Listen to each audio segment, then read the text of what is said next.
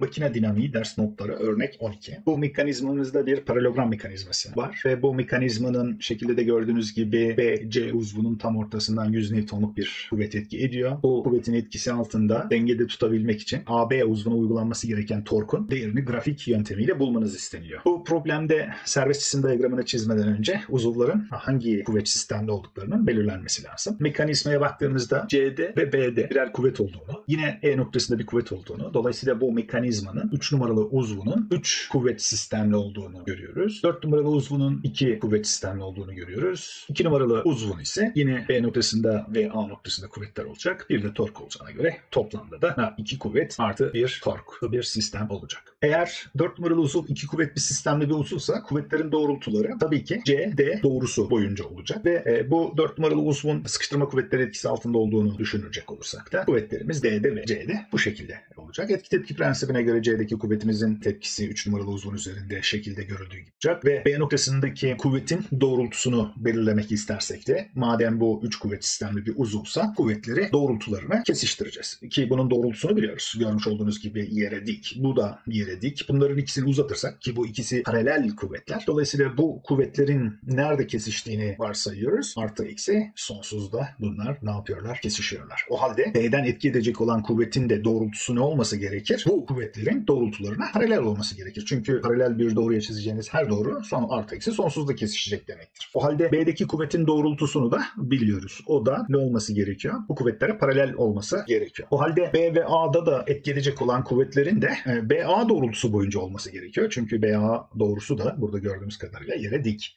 O zaman buradan açıkça gözüküyor ki torkun değeri 0. Çünkü BB FA'ya eşit ve herhangi bir şekilde A noktasına göre moment alın ya da B noktasına göre moment aldığınızda herhangi bir döndürme etkisinin olmadığını görüyoruz. Dolayısıyla bu problemimizin çözümü bu kadar basit imiş. Eğer C'de ve B'deki kuvvetlerin miktarlarını bulmak istersek o zaman ne yapıyoruz? Tabii ki 100 Newton'luk kuvvetimizi çizdik. Bunun üzerine FC ve FB'yi topladığımızda da poligonun kapanması gerekiyor. Buradan da açıkça gözükmektedir ki bu mesafe ile bu mesafe birbirine eşit. O halde bu noktaya göre bir moment alacağınızı düşünecek olsanız 100 Newton'un yaratmış olacağı döndürme etkisiyle FC çarpı bu mesafenin yaratacağı döndürme etkisi birbirine eşit olacak. Buradan da FC'nin 100 Newton'un yarısı kadar olması gerektiğini görüyoruz ve FB'nin de yine onun yarısı kadar olması gerektiği ortaya çıkıyor. Ve buradan da cevabımızı buluyoruz. Zaten cevabımız belli. Videoyu seyrettiğiniz için teşekkür ederiz.